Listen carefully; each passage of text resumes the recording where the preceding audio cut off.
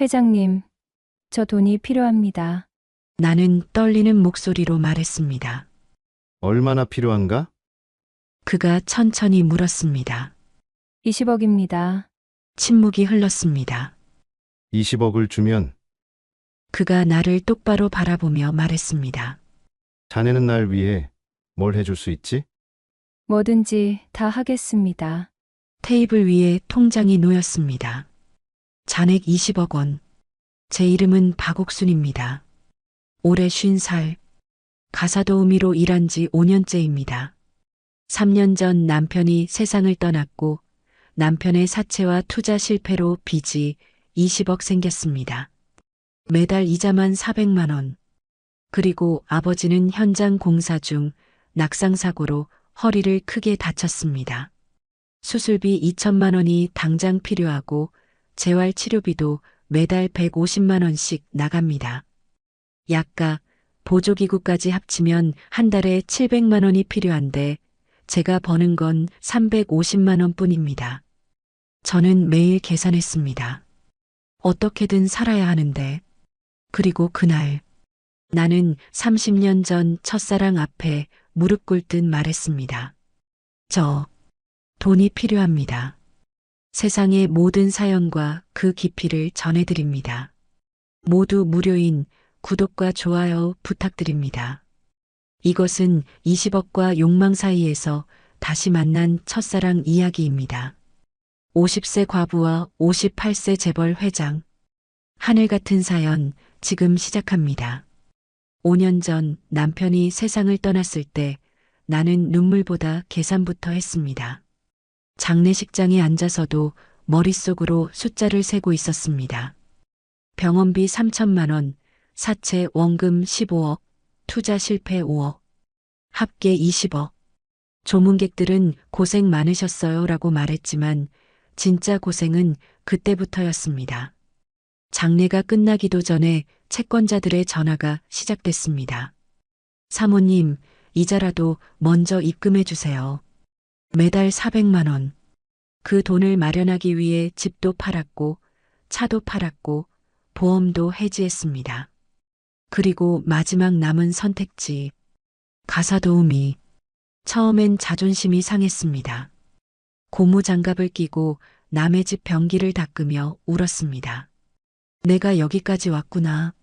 하지만 울어봐야 달라지는 건 없었습니다. 그렇게 5년을 버텼습니다. 5년 동안 20가구가 넘는 집을 다녔습니다. 부자들의 삶을 가까이서 봤습니다. 높은 천장, 넓은 거실, 값비싼 가구들. 하지만 그 집들은 하나같이 차가웠습니다. 돈은 많아도 따뜻함은 없었습니다. 그러던 어느 날, 복지관에서 새로운 집이 배정됐습니다. 옥순 씨, 이번 집은 조건이 좀 까다로워요. 괜찮습니다. 얼마든지 가겠습니다. 청담동 단독주택인데 주인이 재벌 회장님이시래요. 청담동. 지하철을 2번 갈아타야 하는 곳. 하지만 거절할 수 없었습니다. 첫 출근 날. 높은 담장과 철문 앞에 섰을 때 가슴이 두근거렸습니다. 제대로 해야 돼. 이 일 놓치면 안 돼. 초인종을 눌렀습니다. 잠시 후 인터폰에서 낮은 목소리가 들렸습니다. 박옥순 씨 맞으시죠? 네, 맞습니다. 철문이 열리고 잘 가꿔진 정원이 눈에 들어왔습니다. 현관 앞에 한 남자가 서 있었습니다. 50대 후반쯤 되어 보이는 남자. 흰머리가 섞인 단정한 헤어스타일, 깊은 눈빛, 회색 니트와 검은색 슬랙스. 들어오세요. 그의 목소리는 차갑지만 어딘가 익숙했습니다. 어디서 본 것 같은데. 신발을 벗고 들어서자 거실이 펼쳐졌습니다. 고급스러운 인테리어, 큰 창으로 들어오는 햇살 하지만 사람 냄새는 없었습니다. 1층 거실과 주방, 화장실만 관리하시면 됩니다. 2층은 손대지 마세요. 네, 알겠습니다. 그는 고개를 끄덕이고 2층으로 올라갔습니다. 나는 고무장갑을 끼고 청소를 시작했습니다. 거실부터 닦기 시작했는데 먼지가 생각보다 많았습니다. 오래 비워뒀나? 선반을 닦다가 액자들이 눈에 들어왔습니다. 가족 사진들, 젊은 시절에 그 남자와 곁에 있는 여자, 부인이 계시나 보네. 하지만 사진들은 모두 오래된 것 같았습니다. 액자를 하나씩 닦아내는데 구석에 작은 흑백 사진이 하나 더 있었습니다. 먼지가 두껍게 쌓여 있어서 거의 보이지 않았습니다. 걸레로 조심스럽게 닦아냈습니다. 그리고 그 순간 숨이 멎었습니다. 사진 속에는 교회 현수막이 보였습니다. 교회 청년부, 그 앞에 20명 정도의 젊은이들이 환하게 웃고 있었습니다. 그리고 가운데 28쯤 되어 보이는 남자가 환하게 웃고 있었습니다. 키가 크고 잘생긴 얼굴, 밝은 미소. 영철, 오빠, 손이 떨렸습니다. 액자를 떨어뜨릴 뻔했습니다.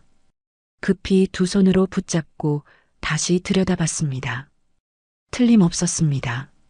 30년 전 그 남자, 김영철, 그리고 그 옆에 파마머리에 환하게 웃고 있는 20살의 나, 박옥순, 이게 어떻게 심장이 쿵쿵 뛰기 시작했습니다. 30년 전 교회 청년부, 나는 20살이었고 영철 오빠는 28이었습니다. 키가 크고 잘생긴 영철 오빠는 청년부에서 가장 인기 있는 남자였습니다. 대학생이던 나는 그저 그를 멀리서 바라보기만 했습니다. 하지만 어느 날 예배가 끝나고 교회 뒤편 벤치에 앉아 있는데 그가 다가왔습니다. 옥순아, 나 너 좋아해. 귀를 의심했습니다. 네, 진심이야. 나랑 사귀어 줄래? 그날부터 우리는 연인이 됐습니다. 짧지만 뜨거운 3개월. 그리고 그 3개월 동안 우리는 선을 넘었습니다. 교회 수련회에서였습니다. 밤늦게 영철 오빠가 내 방문을 두드렸습니다. 옥순아, 나야. 문을 열자 그가 들어왔습니다. 오빠, 안 돼요. 괜찮아. 조용히 할게. 그날 밤 나는 처음으로 여자가 됐습니다. 영철 오빠는 자상했지만 놀라울 정도로 강했습니다. 한 번으로 끝나지 않았습니다. 새벽까지 계속됐습니다. 오빠, 너무 미안해. 너무 예뻐서. 그 후로도 우리는 몇 번 더 만났습니다. 영철 오빠는 내 몸매를 좋아했고 나는 그의 정력에 놀랐습니다. 하지만 행복은 오래가지 못했습니다. 3개월 후 영철 오빠의 부모님이 알게 됐습니다. 내가 무슨 자격으로 우리 아들과 사귀니? 재벌가 며느리가 되려면 최소한. 부모님은 냉정했습니다. 영철 오빠는 저항했지만 결국 꺾였습니다. 옥순아, 미안해. 나 너를 지킬 수가 없어. 그날 이후 그는 연락을 끊었습니다. 나는 울고 또 울었습니다. 하지만 세월은 흘렀습니다. 나는 다른 남자와 결혼했고 그도 누군가와 결혼했을 겁니다. 30년. 긴 시간이었습니다. 그리고 지금 내가 가사 도우미로 일하러 온 이 집의 주인이 바로 그 사람이라니. 하필이면 액자를 조심스럽게 제자리에 놓았습니다. 손이 계속 떨렸습니다. 그는 나를 기억할까? 30년이면 사람은 변합니다. 나도 많이 변했습니다. 통통했던 얼굴은 사라지고 이제는 50대 아줌마가 됐습니다. 알아볼 리 없어. 그리고 설령 알아본다 해도 뭐가 달라질까요? 나는 지금 그의 집을 청소하러 온 가사도우미일 뿐입니다. 그때 2층에서 소리가 들렸습니다. 여자 목소리였습니다. 여보, 물 좀 갖다 줘. 부인이 계시는구나. 그리고 곧이어 남자 목소리. 알았어. 영철의 목소리였습니다. 나는 재빨리 주방으로 가서 싱크대를 닦는 척했습니다. 2층에서 발소리가 들렸습니다. 그리고 잠시 후 침묵, 이상한 정적이 흘렀습니다. 그리고 천천히 여자의 신음소리가 들려왔습니다. 나는 걸레를 쥔 채 얼어붙었습니다. 천천히, 좀 더, 소리가 점점 커졌습니다. 지금, 저 위에서 얼굴이 뜨거워졌습니다. 30년 전 그날 밤이 떠올랐습니다. 영철 오빠의 힘, 그의 숨소리, 그의 열기. 아직도 저렇게 30년이 지났는데도 그의 정력은 여전한 것 같았습니다. 나는 황급히 거실로 돌아와 바닥을 닦았습니다. 하지만 귀는 계속 2층을 향했습니다. 한참 후에야 소리가 멈췄습니다. 나는 숨을 고르며 청소를 마무리했습니다. 빨리 나가자. 오늘은 이만. 짐을 챙기고 현관으로 향하는데 2층에서 그가 내려왔습니다. 혼자였습니다. 다 하셨어요? 네, 마쳤습니다. 수고하셨습니다. 다음 주 같은 시간에 오시면 됩니다. 네, 알겠습니다. 문을 열고 나가려는데 그가 불렀습니다. 박옥순 씨. 네. 나는 고개를 돌렸습니다. 그가 나를 가만히 바라보고 있었습니다. 몇 초간의 침묵. 처음 뵙는 건데 왠지 낯이 익은 느낌이네요. 심장이 터질 것 같았습니다. 그날 밤 잠이 오지 않았습니다. 침대에 누워 천장만 바라봤고 처음 뵙는 건데 왠지 낯이 익은 느낌이네요라는 그의 마지막 말이 계속 귓가에 맴돌았습니다. 알아본 걸까? 아니면 그냥 착각일까? 30년 전 박옥희는 통통했고 파마머리였으며 지금의 박옥수는 말랐고 단발머리였습니다. 얼굴도 많이 변했는데 설마 알아보겠어 하고 생각하면서도 마음 한편으로는 바랐습니다. 알아봐 주길. 하지만 곧 고개를 저었습니다. 그러면 안 돼. 나는 지금 그의 집을 청소하러 가는 가사도우미일 뿐이고 30년 전 그 여자가 아니었습니다. 다음 날 아침 휴대폰이 울렸고 모르는 번호였습니다. 여보세요? 박옥순 씨? 민석기입니다. 채권자였습니다. 이번 달 이자 아직 안 들어왔는데요. 죄송합니다. 이번 주 안에 입금하겠습니다. 그리고 아버님 수술비 말인데 병원에서 빨리 안 하면 큰일 난다고 하던데요. 가슴이 조여왔습니다. 알고 있습니다. 2천만 원. 이번 달 안에 마련하셔야죠. 전화를 끊고 한숨을 쉬었습니다. 2천만 원은 제 월급으로 6개월을 모아야 하는 돈이었고 어떻게 구해야 할지 막막했습니다. 일주일이 지나 다시 청담동으로 향하는 지하철에 앉아 있었고 손이 떨렸습니다. 오늘은 어떨까?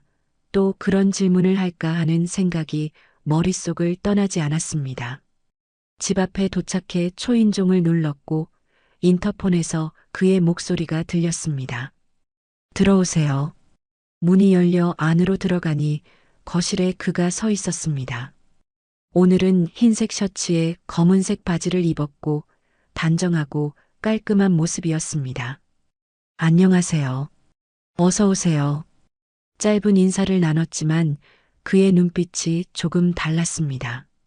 나를 보는 시선이 지난주보다 길었고 기분 탓이겠지 하며 고무장갑을 끼고 청소를 시작했습니다. 거실 바닥을 닦고 있는데 뒤에서 시선이 느껴졌고 고개를 돌리니 2층 난간에 그가 서서 나를 내려다보고 있었습니다.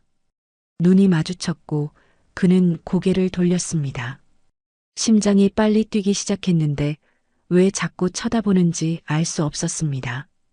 주방으로 가서 싱크대를 닦다가 냉장고를 열어보니 텅 비어 있었습니다. 우유 한 팩과 계란 몇 개만 있었고 이걸로 어떻게 식사를 하시지 하는 생각에 나도 모르게 걱정이 됐습니다. 그때 뒤에서 목소리가 들렸습니다. 혹시 요리하실 줄 아세요? 깜짝 놀라 돌아보니 그가 서 있었고 언제 내려온 건지 몰랐습니다. 네, 조금은요. 그렇다면 오늘 점심 부탁드려도 될까요? 추가 비용 드리겠습니다. 아, 괜찮습니다. 청소비에 포함된 거예요. 그래도 정말 괜찮습니다. 그는 잠시 망설이다 고개를 끄덕였고 나는 냉장고를 다시 열어 있는 재료를 확인했습니다. 계란말이랑 라면 괜찮으세요? 충분합니다. 계란을 꺼내 프라이팬에 올렸고 손이 익숙하게 움직였습니다. 5년 동안 수없이 해온 일이었기에 계란말이를 접고 라면을 끓이며 김치를 꺼내 작은 접시에 담는 것은 어렵지 않았습니다. 다 됐습니다. 식탁에 2그릇을 놓자 그가 말했습니다. 같이 드시죠. 네. 혼자 먹기 뭐하니까요. 잠시 망설였지만 거절할 수 없어서 마주 앉았습니다. 그가 젓가락을 들어 계란말이 한 입 먹더니 말했습니다. 맛있네요. 별거 아닌데요. 아닙니다. 오랜만에 따뜻한 음식 먹는 것 같습니다. 그 말이 가슴을 찔렀고 부인은 어디 계신 걸까 하는 궁금증이 들었습니다. 지난주에 들었던 소리가 떠올랐는데 2층에서 들렸던 신음소리가 생생했습니다. 같이 사시는 거 아닌가 싶었지만 물어볼 수 없었고 침묵 속에서 식사가 이어졌습니다. 그가 먼저 입을 열었습니다. 박옥순 씨는 어디 사세요? 구로구요. 가족은? 아버지 계십니다. 어머니는 10년 전에 돌아가셨습니다. 죄송합니다. 괜찮습니다. 그가 라면 국물을 한 모금 마시며 다시 물었습니다. 결혼은 하셨었나요? 심장이 철렁 내려앉았습니다. 네, 했었습니다. 과거형이네요. 3년 전에 남편이 세상을 떠났습니다. 그렇군요. 그의 표정이 조금 어두워졌고 잠시 후 말을 이었습니다. 저는 아내가 있긴 합니다만 사이가 좋지 않습니다.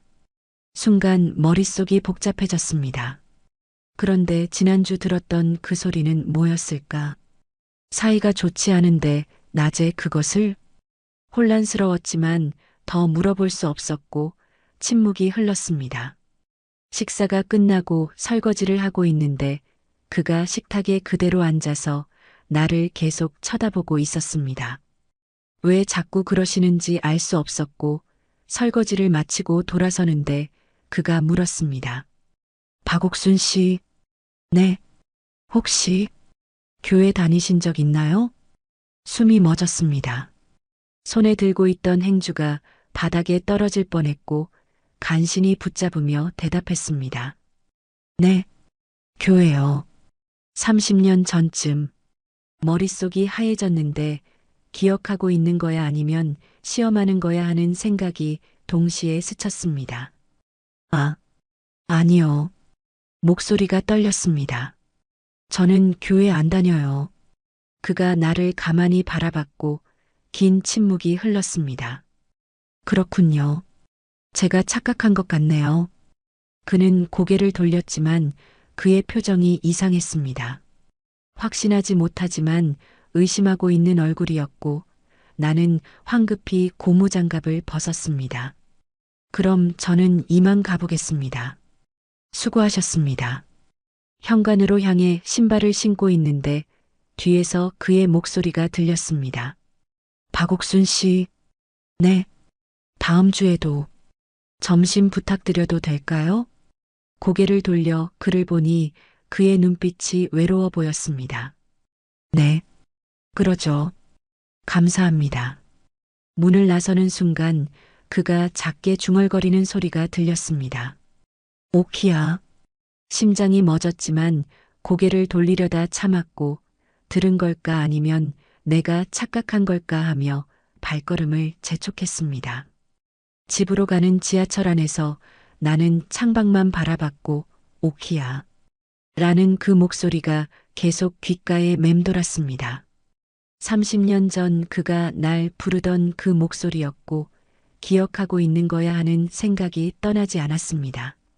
핸드폰이 울렸고 병원에서 온 문자였습니다. 환자 박철수 보호자님, 수술 일정 확정 부탁드립니다. 빠른 시일 내 2천만 원 입금 바랍니다. 현실로 돌아왔습니다. 돈을 어떻게 구하지 하다가 문득 떠올랐습니다.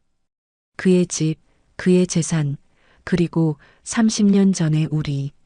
설마 내가 하며 고개를 저었지만 마음 한편에서는 계속 속삭였습니다. 그가 날 기억한다면 도움을 청할 수 있지 않을까? 그 다음 주 더 이상 버틸 수 없었습니다. 월요일 아침부터 채권자의 전화가 3번 왔고 병원에서도 독촉 문자가 계속 왔습니다. 보호자님, 수술 더 미루면 하반신 마비 위험이 있습니다.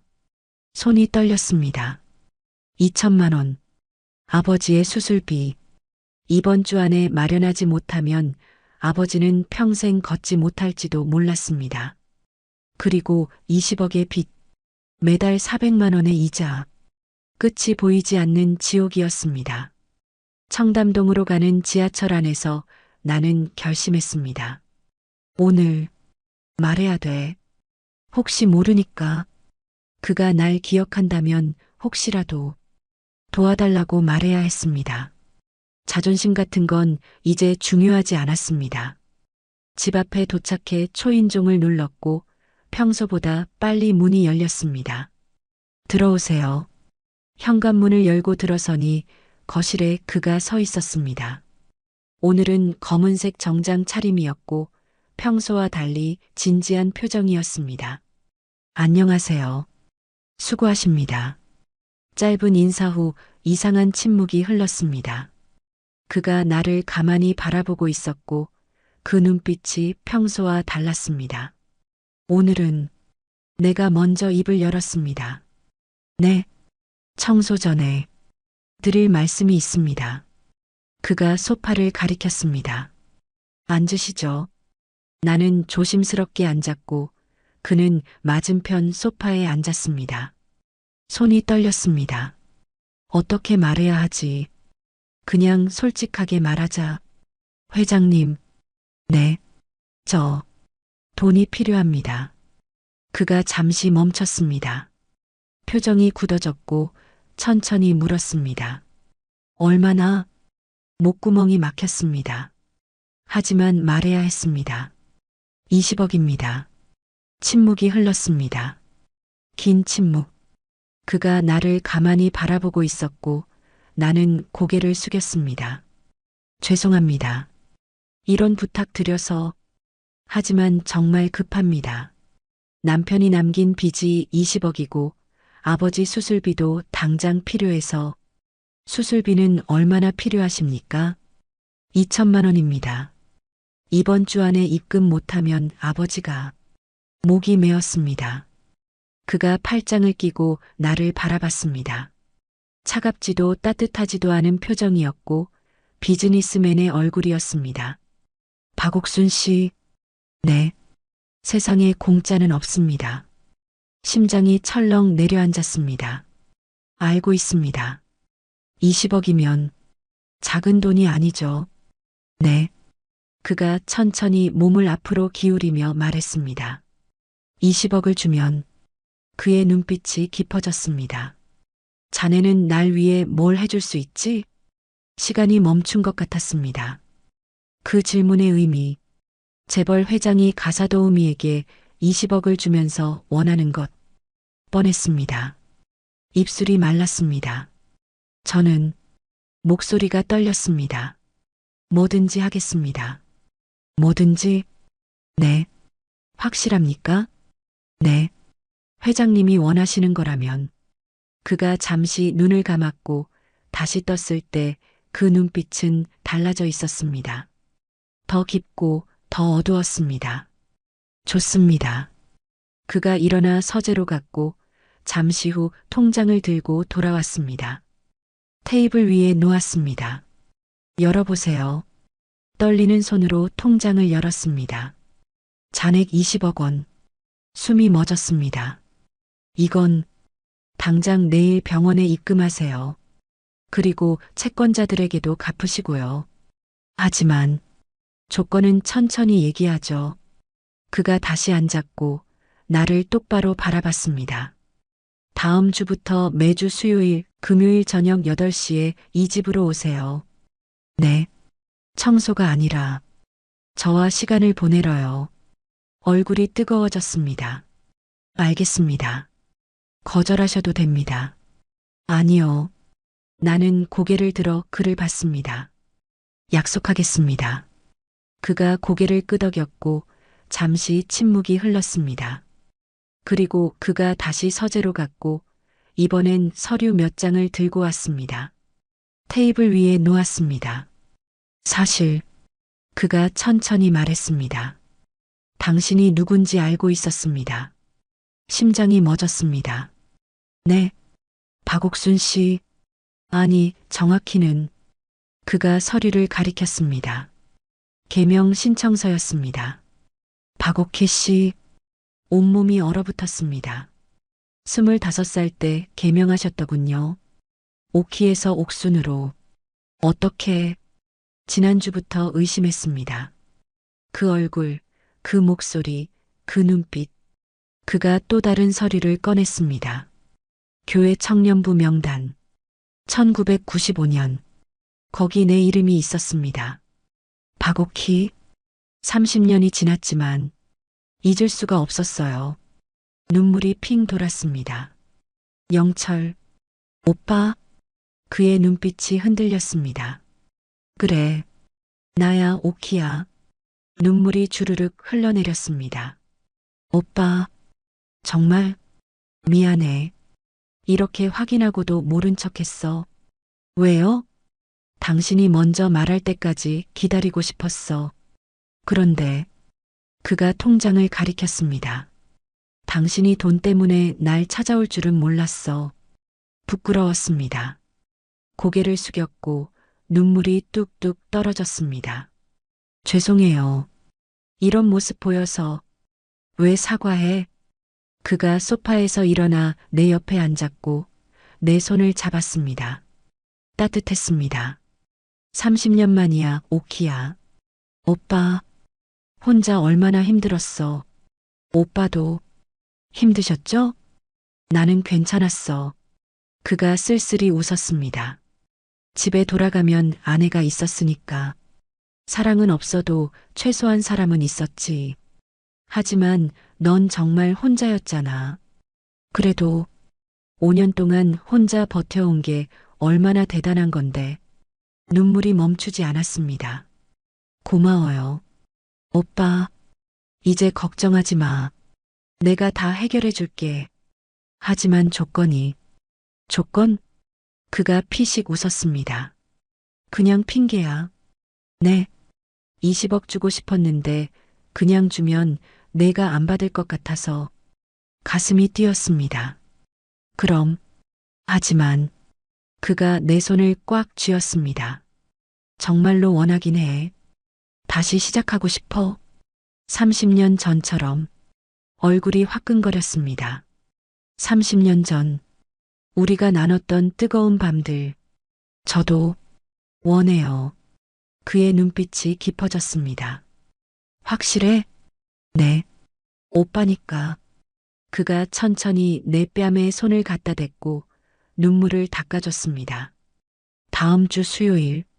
네. 기다릴게. 나는 고개를 끄덕였고 통장을 가방에 넣었습니다. 현관까지 그가 배웅을 나왔고 문을 열어주며 말했습니다. 오키야. 네. 다음부터는 회장님 말고 오빠라고 불러줘. 네. 오빠. 그가 환하게 웃었습니다. 30년 전 그 소년의 미소였습니다. 잘 가. 집으로 가는 길 가방 속 통장이 묵직했습니다. 20억. 하지만 그보다 더 큰 건 30년 만에 다시 만난 첫사랑이었고 다음 주 수요일에 나눌 약속이었습니다. 다시 시작하고 싶어. 30년 전처럼. 그 말이 계속 귓가에 맴돌았습니다. 30년 전 그 밤. 그의 힘, 그의 열기, 그의 거침없음. 다시 그렇게 되는 거야. 얼굴이 뜨거워졌습니다. 다음 날 아침 가장 먼저 병원에 갔습니다. 아버지 수술비 내려왔습니다. 창구 직원이 확인하고 고개를 끄덕였고 수술 일정이 확정됐습니다. 아버지 병실로 올라가니 아버지는 침대에 누워 계셨고 나를 보자 작게 미소 지으셨습니다. 허리 통증 때문에 몸을 제대로 움직이지 못하는 모습이 안쓰러웠습니다. 수술 내일 한대요. 그래. 돈은 어떻게 마련했어? 지인한테 빌렸어요. 거짓말이었지만 영철 오빠 얘기는 할 수 없었습니다. 미안하다, 딸아. 아빠가 이 꼴이 돼서. 괜찮아요. 곧 나으실 거예요. 아버지 손을 잡았고 거칠고 주름진 손이 느껴졌으며 평생 일만 하셨던 손이었습니다. 병원을 나와 은행으로 갔습니다. 통장에서 19억 8천만 원을 이체했고 채권자들에게 하나씩 갚았으며 마지막 이체를 끝내자 핸드폰이 울렸습니다. 박옥순 씨, 입금 확인했습니다. 차용증은 우편으로 보내드리겠습니다. 감사합니다. 전화를 끊고 통장을 보니 잔액 2천만 원이었습니다. 3년 만에 처음으로 빚이 없는 통장. 눈물이 났습니다. 오빠, 고마워요. 하지만 동시에 가슴이 두근거렸고 수요일 저녁 8시 약속이 떠올랐으며 30년 전처럼 이라는 말에 얼굴이 뜨거워졌습니다. 집으로 돌아와 옷장을 열었는데 5년 동안 사본 적 없는 옷들만 걸려 있었고 낡은 청바지와 색바랜 티셔츠, 구겨진 가디건 뿐이었습니다. 이런 걸 입고 갈 수 없어. 다음 날 동네 여성복 매장에 갔습니다. 쇼윈도를 한참 들여다보다가 용기를 내어 들어갔고 원피스 코너를 돌아다녔습니다. 어머, 손님. 이거 딱 어울리실 것 같은데요? 점원이 네이비색 원피스를 꺼내 보여줬고 가격표를 보니 8만 9천 원이었습니다. 망설였지만 탈의실에서 입어보니 어깨선을 따라 우아하게 떨어지는 라인이 괜찮았고 허리를 감싸는 핏도 좋았으며 무릎 위로 살짝 올라오는 길이가 적당했습니다. 정말 잘 어울리세요.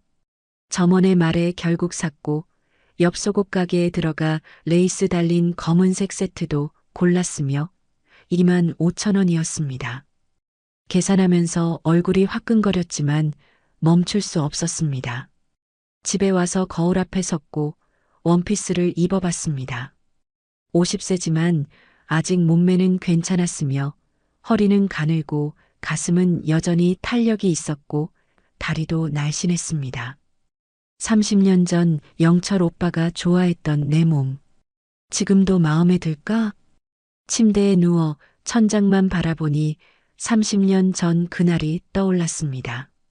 영철 오빠가 가평 별장으로 데려갔고 와인을 마시며 소파에 앉았으며 노을이 지는 계곡을 바라보다가 키스했습니다.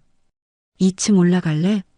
나는 고개를 끄덕였고 그날 밤 처음으로 여자가 됐습니다.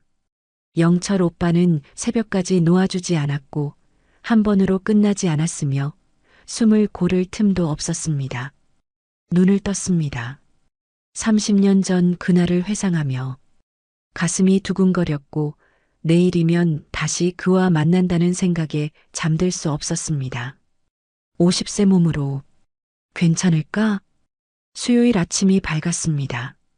샤워를 하고 로션을 꼼꼼히 발랐으며 향수도 살짝 뿌렸고 머리는 단정하게 말아 올렸으며 화장도 연하게 했습니다. 원피스를 입고 거울을 보니 괜찮았습니다. 할 수 있어. 오후 7시에 집을 나섰고 지하철을 타고 청담동으로 갔으며 익숙한 집 앞에 도착했습니다. 시계를 보니 7시 55분 심호흡을 하고 초인종을 눌렀습니다. 들어오세요. 문이 열렸고 안으로 들어갔습니다. 거실에 영철 오빠가 서 있었고 오늘은 흰색 셔츠에 검은색 슬랙스였으며 소매를 팔꿈치까지 걷어 올린 모습이 여유로웠습니다. 왔구나. 네. 오빠. 그가 나를 위아래로 훑어봤고 눈빛이 깊어졌습니다. 예쁘다. 새로 산 거야? 네. 어때요? 완벽해. 가슴이 뛰었습니다. 오늘 저녁은 내가 준비했어. 식탁을 보니 고급 레스토랑 음식들이 차려져 있었고 와인도 준비돼 있었습니다. 이렇게까지 안 하셔도 되는데 30년 만에 다시 만난 건데 이 정도는 해야지. 그가 의자를 빼주었고 나는 앉았으며 마주 앉아 식사가 시작됐습니다. 맛있어요. 다행이네. 와인을 한 모금 마셨고 목구멍으로 넘어가는 게 부드러웠으며 잠시 침묵이 흘렀습니다. 오빠, 왜 그때 연락 안 했어요? 그가 잔을 내려놓았습니다. 하고 싶었어. 정말 많이. 그럼 왜? 부모님이 너무 심했어. 오키 집안 조사까지 했더라고. 그리고 그가 쓸쓸히 웃었습니다. 결국 정략 결혼했어. 부모님이 정해준 사람이랑. 사랑했어요? 아니, 단호한 대답이었습니다. 단 한 번도 사랑한 적 없어. 30년 내내 내 생각만 했어. 눈물이 핑 돌았습니다. 저도 오빠 잊은 적 없어요. 오키야. 그가 손을 뻗어 내 손을 잡았고 따뜻했습니다. 이제 놓치지 않을 거야. 오빠 부인은 곧 정리할 거야. 이혼 서류 준비 중이야. 저 때문에. 아니, 원래 끝난 관계였어. 너는 핑계일 뿐이야. 와인이 몇 잔 더 오갔고 분위기가 점점 무르익었으며 식사가 끝나자 그가 일어났습니다. 2층 올라갈래? 심장이 쿵 뛰었습니다. 네. 2층으로 올라가는 계단이 유난히 길게 느껴졌습니다. 영철 오빠가 내 손을 잡고 천천히 올라갔고 손바닥에서 땀이 났으며 심장이 쿵쾅거렸습니다. 복도 끝 방문을 열자 넓은 침실이 나타났습니다. 큰 침대, 은은한 조명, 창밖으로 보이는 청담동 야경. 긴장했어? 조금. 나도 그래. 그가 미소 지으며 내 어깨를 감싸 안았고 따뜻했습니다. 30년 만이니까. 네. 천천히 하자. 그가 내 턱을 살짝 들어 올렸고 눈이 마주쳤으며 키스가 시작됐습니다. 부드럽고 따뜻한 입맞춤이었고 와인 향이 섞여 있었으며 점점 깊어졌습니다. 오키야. 네. 예뻐. 30년 전보다 더 예뻐. 거짓말. 진심이야. 그의 손이 내 허리를 감았고 가슴이 두근거렸으며 숨이 가빠졌습니다. 잠시 후 우리는 침대에 나란히 앉아 있었고 조명이 어두워졌으며 달빛만 창문으로 들어왔습니다. 오키야, 무섭지? 아니, 오빠니까. 그래도 30년 만인데. 괜찮아요. 나는 그의 손을 잡았고 따뜻했습니다. 저도 오빠 만나고 싶었어요. 이렇게 그의 눈빛이 깊어졌습니다. 후회 안 해? 아니요. 절대. 그럼. 그가 천천히 다가왔고 우리는 서로를 안았으며 30년이라는 시간이 한순간에 사라지는 것 같았습니다. 그날 밤은 길었습니다. 30년 전 별장에서의 그날처럼 영철 오빠는 한 번으로 끝나지 않았고 숨을 고를 틈도 없었으며 새벽까지 계속됐습니다. 오빠, 잠깐. 미안해. 너무 보고 싶었어. 저도. 하지만 조금만 더. 50세와 58세. 하지만 우리는 20살처럼 뜨거웠고 28살처럼 강렬했으며 시간은 의미가 없었습니다. 창밖이 밝아올 때쯤 영철 오빠가 나를 꼭 안았고 따뜻한 체온이 느껴졌으며 안전하다는 생각이 들었습니다. 자야 돼. 피곤하지? 네. 조금. 잘 자, 오키야. 오빠도 눈을 감았고 3년 만에 처음으로 편안하게 잠들 수 있었습니다. 아침 햇살에 눈을 떴습니다. 시계를 보니 오전 10시 옆을 보니 영철 오빠는 없었고 침대 위에 쪽지가 놓여 있었습니다. 회사 급한 일 있어서 먼저 나갔어. 냉장고에 아침 준비해뒀으니까 먹고 가. 오늘 저녁에 다시 보자. 마이너스 영철. 쪽지를 보며 미소가 지어졌습니다. 침대에서 일어나 거울을 보니 얼굴이 상기돼 있었고 눈빛이 살아 있었으며 3년 만에 처음으로 여자처럼 느껴졌습니다. 샤워를 하고 1층으로 내려가니 식탁 위에 샌드위치와 과일, 우유가 준비돼 있었습니다. 혼자 아침을 먹으며 창밖을 바라봤고 이상하게 평화로웠으며 오랜만에 행복하다는 생각이 들었습니다. 핸드폰이 울렸습니다. 병원에서 온 문자였습니다. 환자 박철수, 수술 성공적으로 완료됐습니다. 회복 중이니 오후에 면회 오세요. 눈물이 났습니다. 아버지는 살았습니다. 빚도 없어졌습니다. 그리고 30년 만에 첫사랑을 다시 만났습니다. 이게 꿈인가? 집으로 돌아가는 길 지하철 안에서 창밖을 바라봤습니다. 같은 풍경인데 다르게 보였고 같은 하늘인데 더 밝게 느껴졌으며 모든 게 달라진 것 같았습니다. 오후에 병원에 갔습니다. 중환자실 앞에서 의사 선생님이 나왔습니다. 보호자분이시죠? 수술 잘 됐습니다. 재활 열심히 하시면 다시 걸으실 수 있어요. 정말요? 감사합니다.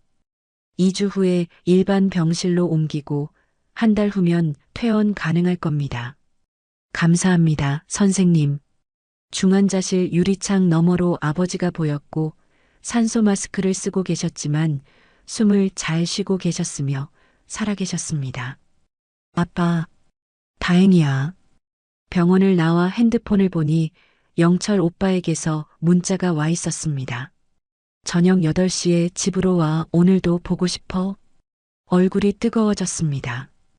어젯밤이 떠올랐고 그의 손길이 기억났으며 가슴이 두근거렸습니다. 또 그렇게 되는 거야. 집에 들어가 샤워를 하고 어젯밤 입었던 원피스를 다시 꺼냈으며 거울 앞에 섰습니다. 50세 여자. 하지만 어제보다 더 예뻐 보였고 눈빛이 살아있었으며 입꼬리가 자꾸 올라갔습니다. 저녁 7시 50분 다시 청담동으로 향했습니다. 초인종을 눌렀고 문이 열렸으며 영철 오빠가 웃으며 서 있었습니다.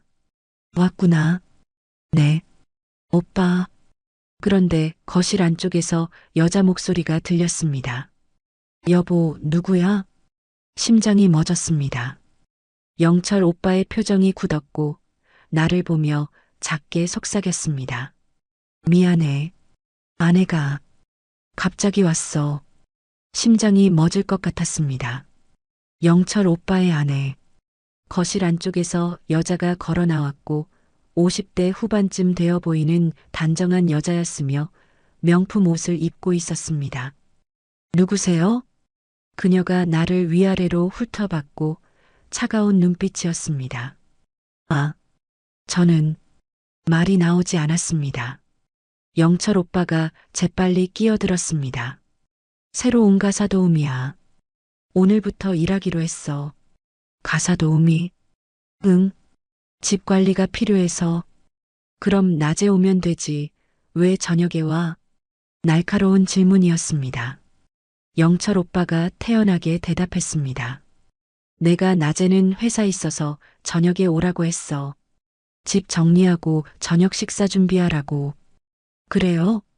그녀가 나를 다시 봤고 의심스러운 눈빛이었습니다. 이름이 뭐예요? 박옥순입니다.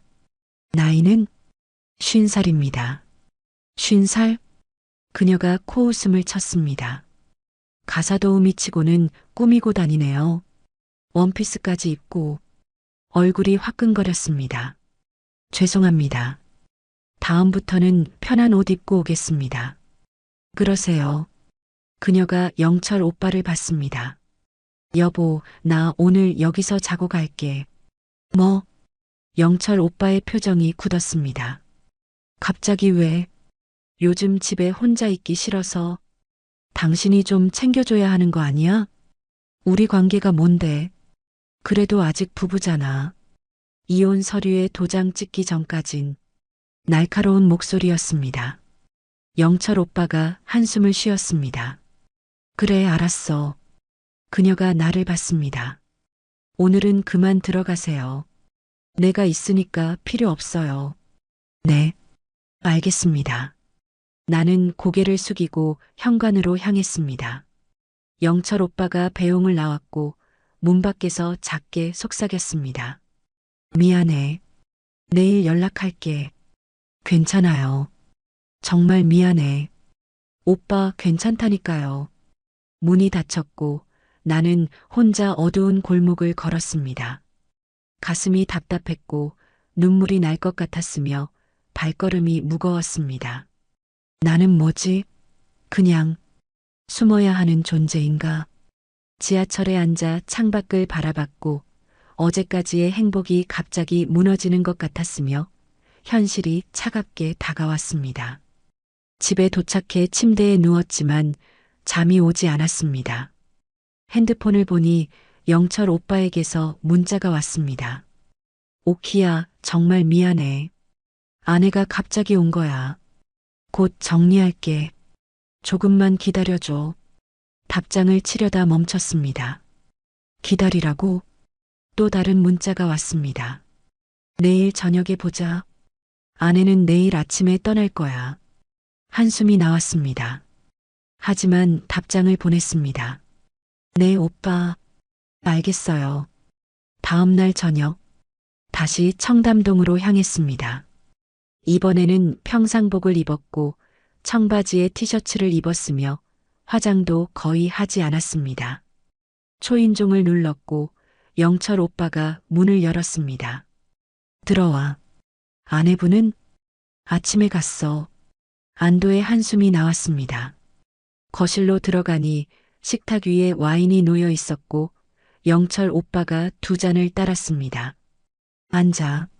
소파에 나란히 앉았고 와인을 한 모금 마셨으며 침묵이 흘렀습니다. 오키야. 네. 어젯밤 정말 미안했어. 괜찮아요. 아니야, 괜찮지 않아. 그가 내 손을 잡았습니다. 내가 얼마나 놀랐을지 알아. 미안해.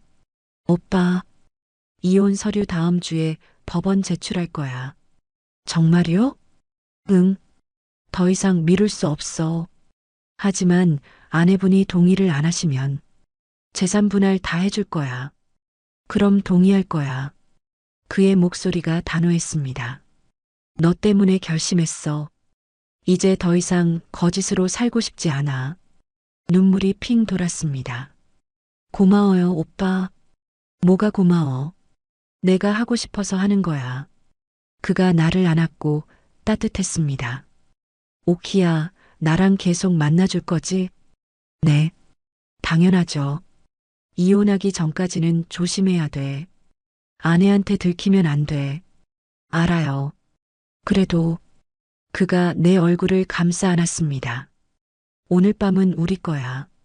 키스가 시작됐고 와인 향이 섞여 있었으며 점점 깊어졌습니다. 2층 올라갈까? 네. 그날 밤도 길었습니다.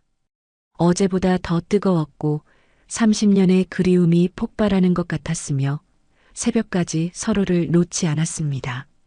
오빠, 정말 대단하세요. 너도 30년 전 그대로야. 거짓말. 진심이야. 더 좋아진 것 같아. 얼굴이 뜨거워졌습니다. 새벽 3시쯤 영철 오빠가 나를 꼭 안았고 귀에 속삭였습니다. 오키야, 사랑해. 30년 만에 듣는 그 말이었습니다. 저도 사랑해요, 오빠. 이혼하면 바로 프러포즈 할 거야. 네, 결혼하자. 나랑. 심장이 쿵 뛰었습니다. 정말요? 응. 이번엔 부모님도 없고 반대할 사람도 없어. 우리 둘이서 행복하게 살자. 눈물이 흘렀습니다. 네. 좋아요. 그날 밤 우리는 약속했습니다. 이혼이 끝나면 바로 결혼하겠다고. 50세와 58세. 늦은 나이지만 다시 시작하겠다고. 창밖이 밝아올 무렵 잠이 들었고 영철 오빠 품에 안겨서 처음으로 완전히 편안했으며 행복했습니다. 일주일이 지났습니다.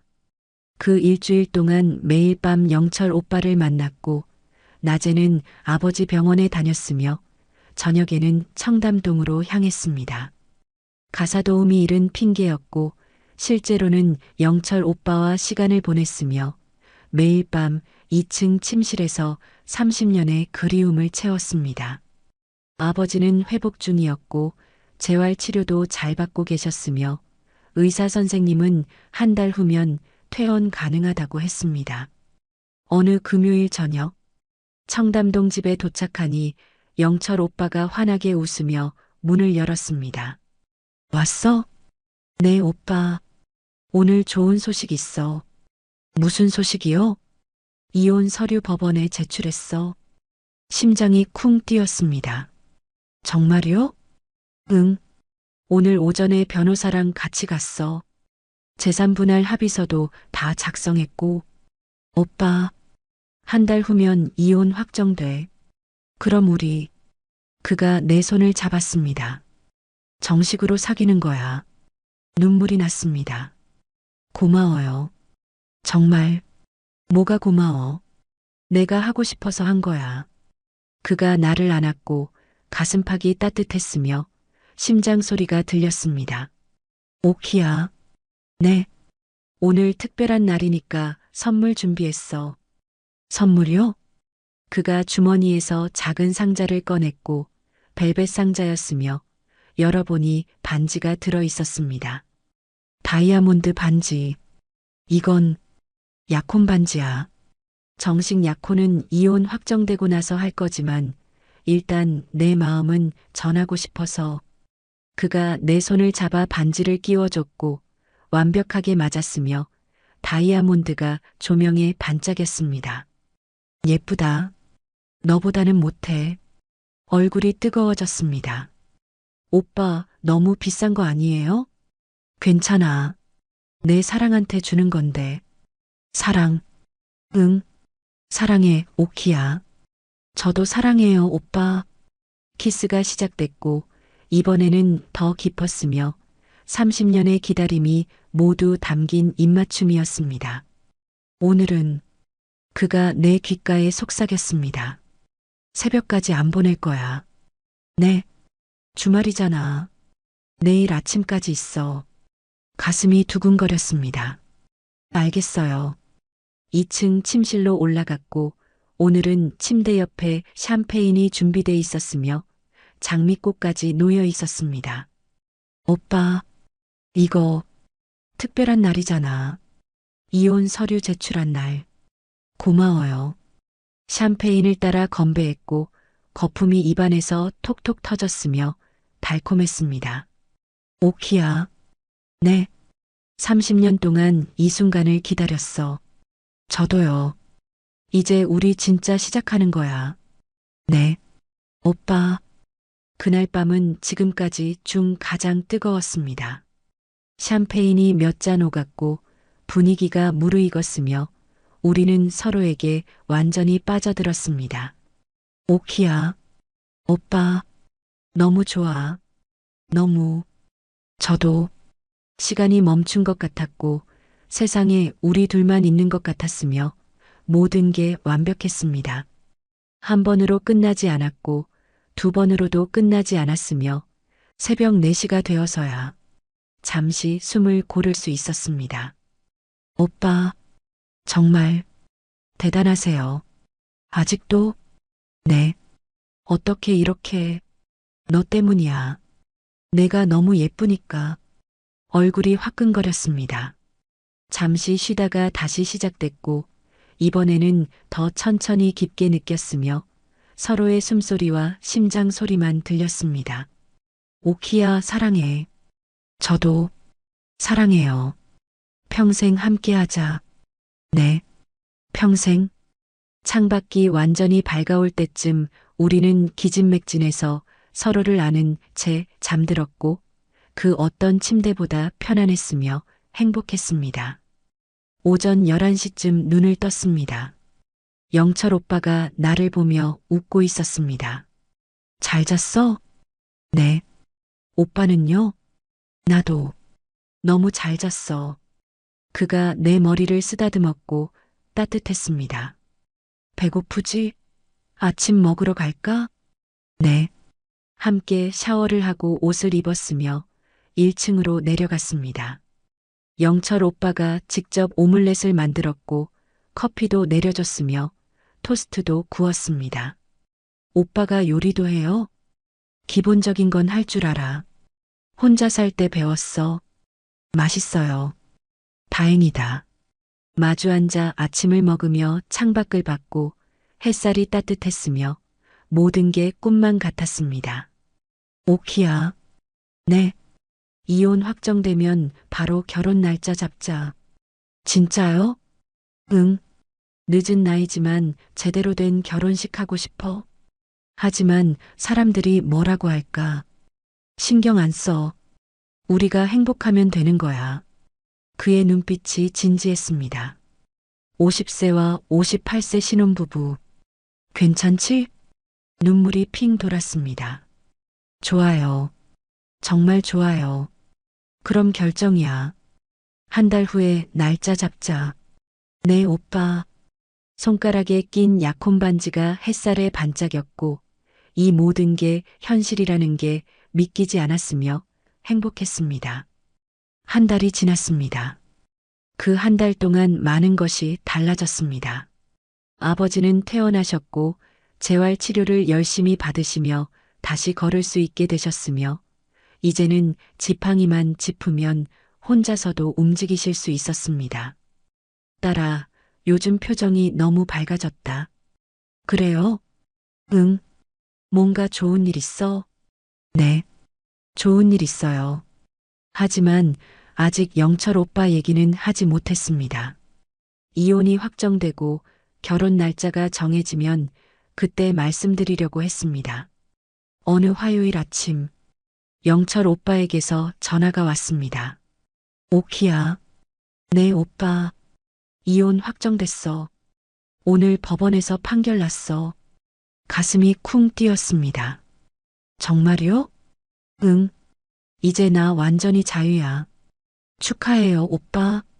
우리 오늘 저녁에 만나자. 축하 겸 데이트하자. 좋아요. 전화를 끊고 거울을 봤는데 얼굴이 상기돼 있었고 눈물이 날 것 같았으며 행복했습니다. 드디어 저녁 7시 청담동이 아닌 강남역 근처 레스토랑에서 만났습니다. 고급 레스토랑이었고 영철 오빠가 정장을 차려입고 있었으며 나도 새로 산 원피스를 입었습니다. 예쁘다. 고마워요, 오빠. 창가 자리에 앉았고 야경이 아름다웠으며 촛불이 테이블 위에서 흔들렸습니다. 오키야. 네. 오늘이 우리 진짜 첫 데이트야. 맞네요. 숨어서 만난 게 아니라 이제는 떳떳하게 만날 수 있어. 그가 와인을 따라줬고 건배했으며 와인이 목구멍으로 부드럽게 넘어갔습니다. 식사가 끝나고 그가 주머니에서 또 다른 상자를 꺼냈습니다. 이건 뭐예요? 열어봐. 상자를 열어보니 또 다른 반지가 들어 있었고 이번엔 커플링이었으며 심플하지만 고급스러운 디자인이었습니다. 결혼 반지야. 이혼 확정됐으니까 이제 정식으로 청혼하는 거야. 그가 무릎을 꿇었습니다. 레스토랑 안에서 박옥희 씨. 사람들이 쳐다봤지만 영철 오빠는 신경 쓰지 않았습니다. 나랑 결혼해 줄래요? 눈물이 주르륵 흘렀습니다. 네, 네, 좋아요. 정말? 네, 정말이에요. 그가 일어나 나를 안았고 레스토랑 안에서 박수 소리가 터져 나왔으며 사람들이 축하해 줬습니다. 축하합니다. 행복하세요. 얼굴이 뜨거웠지만 행복했습니다. 영철 오빠가 반지를 내 손가락에 끼워줬고 완벽하게 맞았으며 약혼 반지와 함께 빛났습니다. 예쁘다. 오빠도 껴봐요. 나도 그의 손에 반지를 끼워줬고 우리는 손을 꼭 잡았으며 30년 만에 완성된 퍼즐 같았습니다. 레스토랑을 나와 한강공원을 걸었습니다. 12월 초였고 날씨가 쌀쌀했지만 손을 꼭 잡고 걸으니 따뜻했으며 강물이 반짝였습니다. 오키야. 네. 결혼식 언제 할까? 오빠가 원하는 대로 해요. 그럼 크리스마스는 어때? 한 달 후. 좋아요. 작은 결혼식으로 하자. 가족들만 모여서. 네, 그게 좋겠어요. 신혼여행도 가고 싶은데 어디 가고 싶어? 저는 오빠랑 있으면 어디든 좋아요. 그럼 제주도 갈까? 조용한 펜션 빌려서 일주일 정도. 좋아요. 걷다가 눈송이가 떨어졌습니다. 하나, 둘, 셋. 오빠 눈이에요. 정말? 하늘을 올려다보니 눈이 내리기 시작했고 하얗게 쌓이기 시작했으며 세상이 순백색으로 물들었습니다. 첫눈이네. 예쁘다. 30년 전에도 첫눈 내렸었지? 맞아요. 우리 처음 만난 날. 기억나? 당연하죠. 교회 앞에서 오빠가 우산 씌워줬잖아요. 그때 널 보고 반했어. 저도요. 영철 오빠가 나를 안았고 눈이 우리 위로 내렸으며 차갑지만 아름다웠습니다. 오키야 사랑해. 저도 사랑해요 오빠. 이번엔 절대 놓치지 않을 거야. 저도요. 평생 함께하자. 네. 평생.